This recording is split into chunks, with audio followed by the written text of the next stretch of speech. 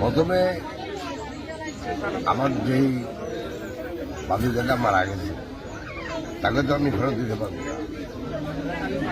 যেটা আমরা করতে পারি সেটা হলো আমরা যারা এই ঘটনা ঘটেছে আমি ওনাদেরকে কথা দিচ্ছি, যাই হোক না হোক এই আসামিকে ধরা হবে এবং তার উপযুক্ত শাস্তি হবে।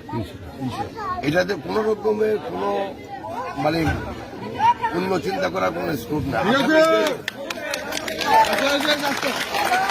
2 নাম্বার, আমি আসছি এখানে ওনার পরিবারকে শোক জানানোর জন্য এবং আমি এটাও বলতে চাই যে এখন তো নির্বাচনের আচরণবিধি একটা আছে, নির্বাচন যখন শুরু হবে তখন আমি ওনাদেরকে বলবো না, আমি আবার আসবো এবং যতটুকু সাহায্য সহযোগিতা করা লাগে এই ছোট ছেলেটার জন্য বড় ঠিকমতো হতে পারে সেটা আমার তরফ থেকে ওনারা পাবেন।